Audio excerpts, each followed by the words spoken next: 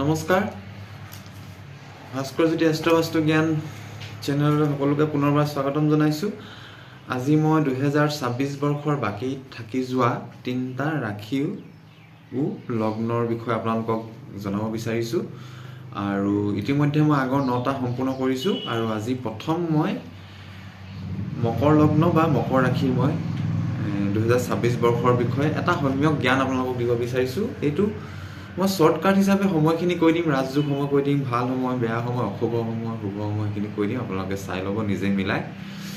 আৰু সকলো কথা জানিবলৈ হ'লে জন্মকুণ্ডলী অধ্যয়ন কৰাব লাগিব, তেতিয়াহে গোটেই কথাখিনি আপোনালোকে ক'ব পৰা যায় যোগ চাই।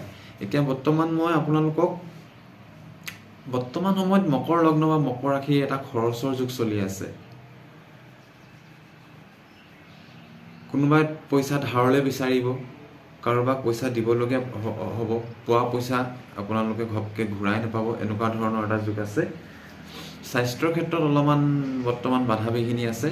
লিভাৰৰ সমস্যা, পেটৰ সমস্যা বা এনেকুৱা ধৰণৰ সমস্যা আপোনালোকে দেখা পাব। আৰু হস্পিটেলত খৰচ, কোৰ্ট কাছাৰীত খৰচ, এনেকুৱা ধৰণৰ খৰচ হৈ থাকিব। আৰু কাৰোবাক টকা পইচা ধাৰলৈ দিবলগীয়া হ'ব পাৰে, পৰাপক্ষত ধাৰলৈ দিয়াৰ পৰা এৰাই চলিব। এতিয়া মই আপোনালোকক বৰ্তমান সময়ত ক'লোঁ, এইটো এটা বিশেষ গ্ৰহৰ পৰা ক'লোঁ। আকৌ মই এটা গ্ৰহৰ পৰা কৈছোঁ, আপোনালোকৰ বৰ্তমান মাটি বাৰী সম্পত্তি যান বাহনৰ এটা ৰাজযোগ চলি আছে। এই 23 ফেব্ৰুৱাৰীলৈকে চলিব এই যুগটো। চাকৰি যুগো চলি আছে, সম্পত্তি যুগ ক'লোঁ, মূল্যৱান সামগ্ৰীৰ যুগ, যান বাহনৰ যুগ বৰ্তমান চলি আছে। কেৱল খংটো থাকিব পাৰে, 23 ফেব্ৰুৱাৰীলৈকে খং থাকিব। তাৰ পিছতো মে' মাহৰলৈকে অলপ খং ৰাগটো বেছি হ'ব পাৰে।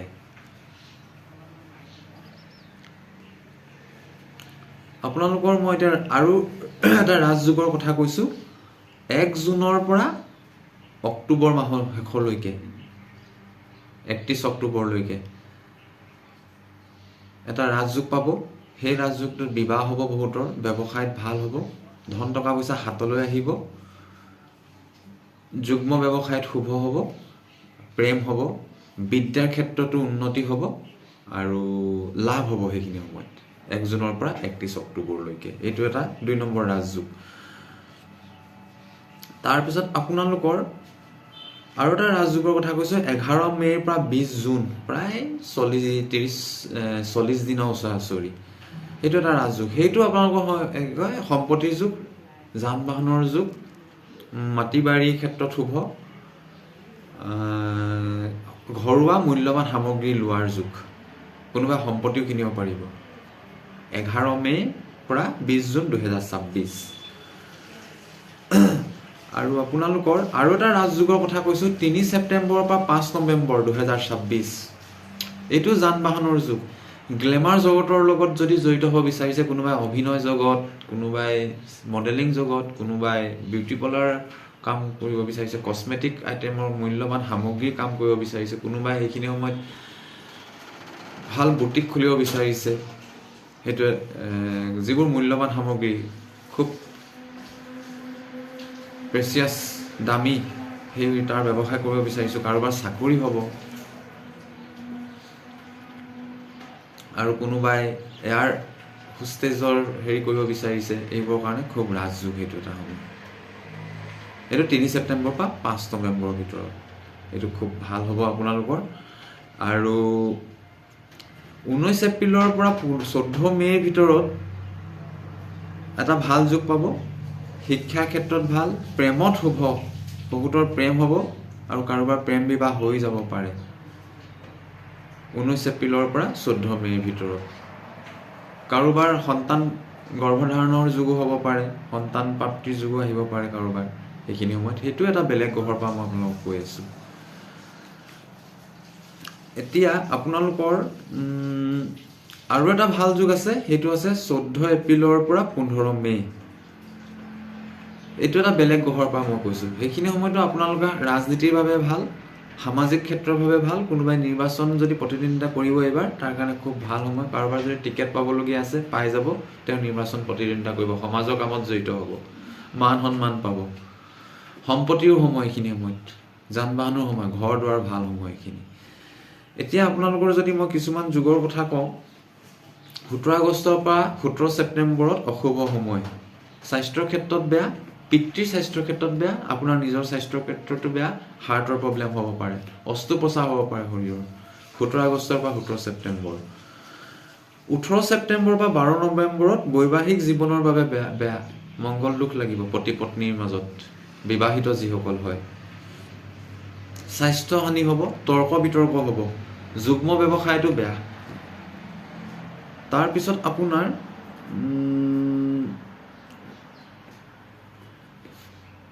5 ডিচেম্বৰৰ পিছত, তাৰমানে অহা বছৰ আৰু 2027 বৰ্ষতো অলপ বাধা বিঘিনি পাব, স্বাস্থ্য হানি হ'ব পাৰে। সেইখিনি সময়ত আহিবলগীয়া দিনত কম মই সেইটো।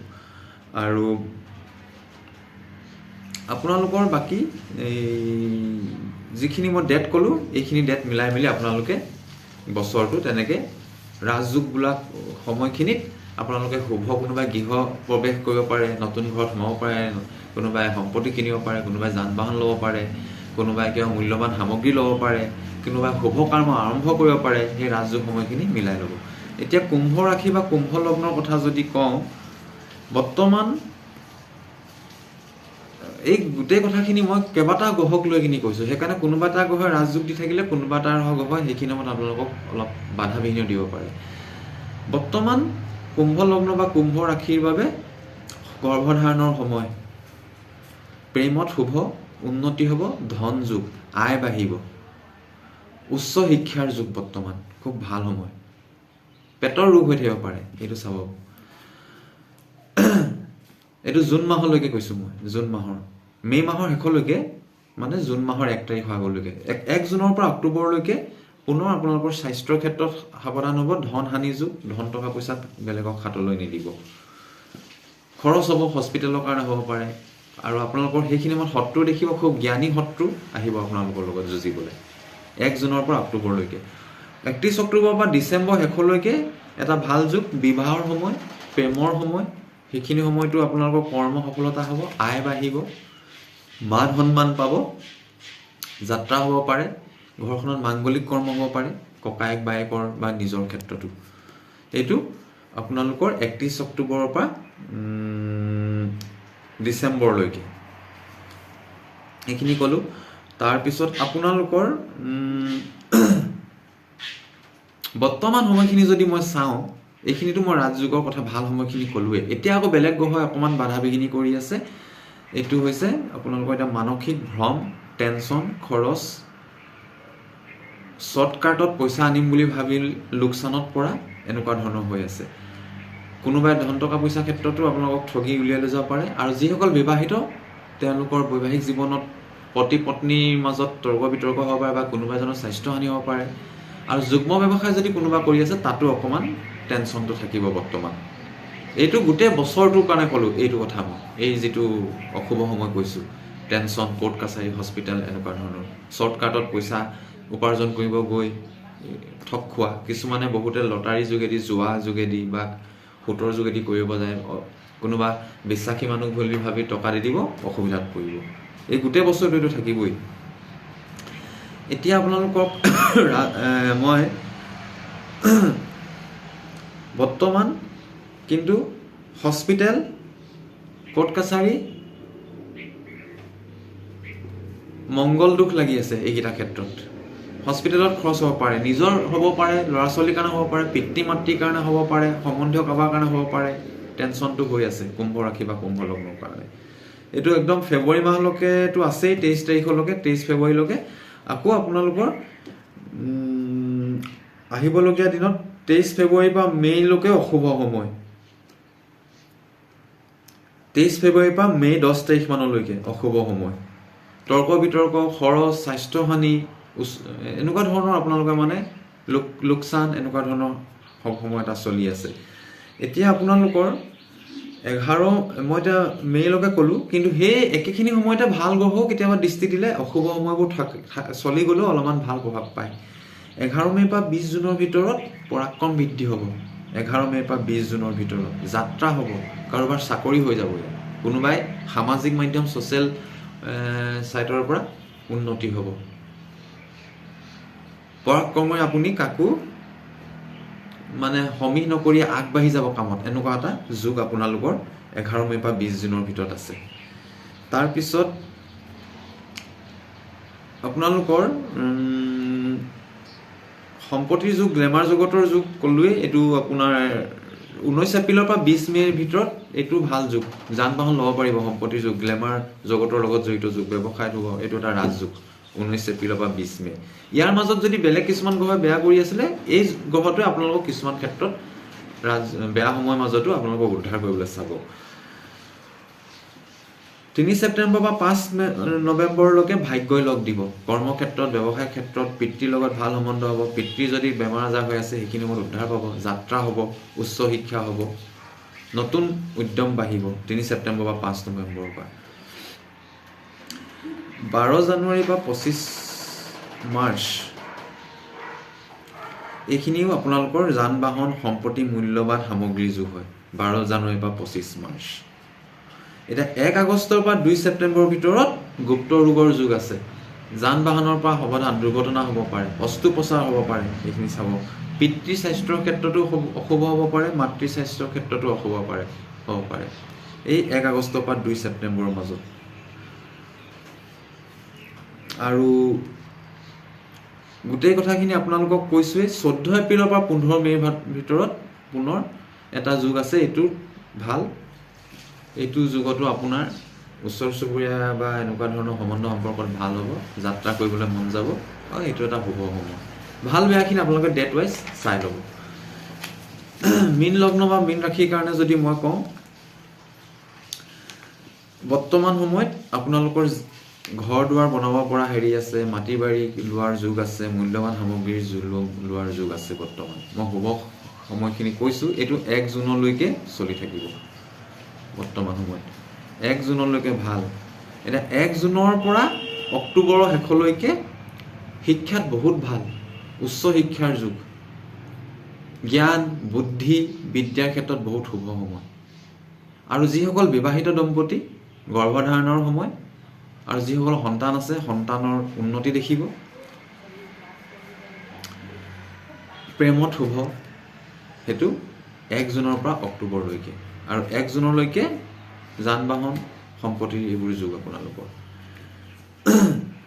আৰু এইখিনি সময়তে কিন্তু বৰ্তমান মই চাইছোঁ ৰোগ ভয় আছে, কোৰ্ট কাছাৰীৰ যুগ আছে, দুৰ্ঘটনা যুগ আছে, হস্পিটেলৰ যুগ আছে। কাৰোবাৰ কাৰণে, নিজৰ নহ'লেও বেলেগৰ কাৰণে অশুভ হ'ব। কাৰোবাৰ বিবাহ বিচ্ছেদো হৈ যাব পাৰে, এনেকুৱা ধৰণৰ যুগ চলি আছে। এই গোটেই বছৰটো কিন্তু এইটো এটা ভয় থাকিব আপোনালোকৰ।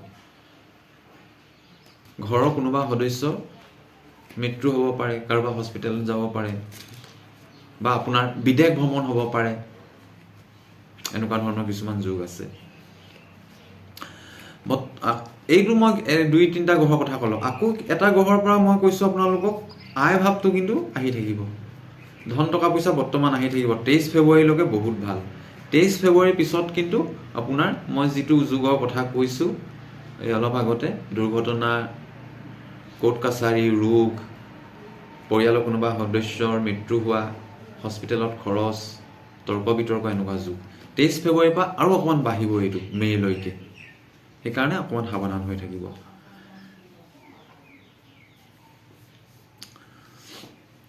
আৰু আপোনালোকৰ বৰ্তমান যান বাহনৰ কথা ক'লোৱেই। আৰু গুপ্ত ৰোগ আৰু এনেকুৱা ধৰণৰ যুগ কিছুমান দেখা পাব। এইটো 1 আগষ্টৰ পৰা 2 ছেপ্টেম্বৰৰ ভিতৰত।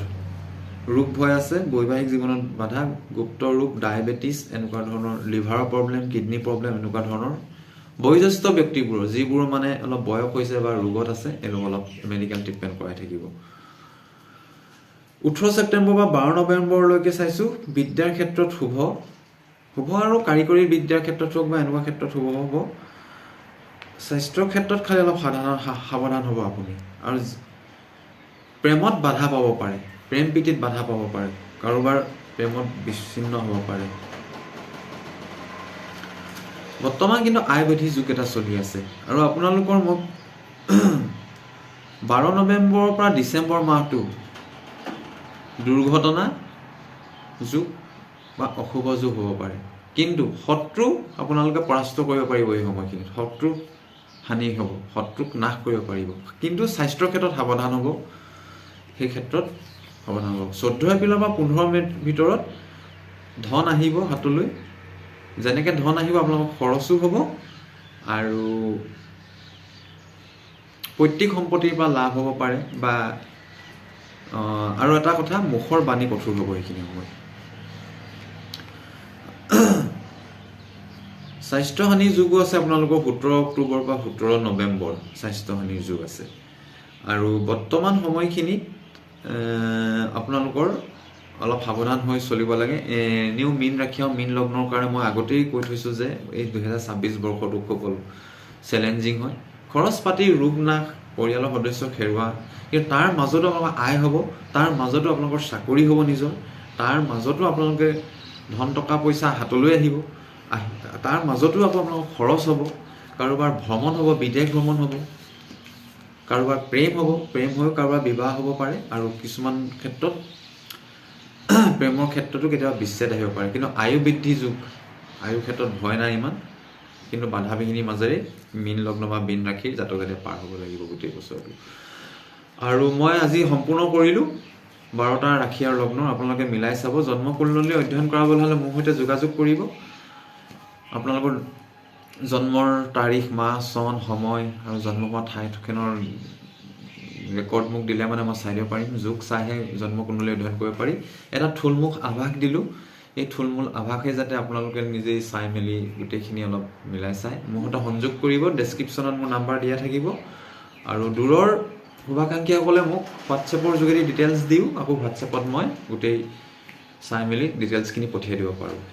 আৰু উচিত মূল্যৰ ৰত্নও পোৱা যায়, অৰিজিনেল ৰত্ন পোৱা যায়। মই বাস্তুশাস্ত্ৰও চাওঁ মানুহৰ ঘৰে ঘৰে গৈ। মোৰ সৈতে যোগাযোগ কৰিব। আজিলৈ ইমানতে মই 2026 বৰ্ষৰ সম্পূৰ্ণ ৰাশি চক্ৰ আৰু লগ্নৰ বিৱৰণ দি ইমানতে সামৰণি মাৰিছোঁ। নমস্কাৰ।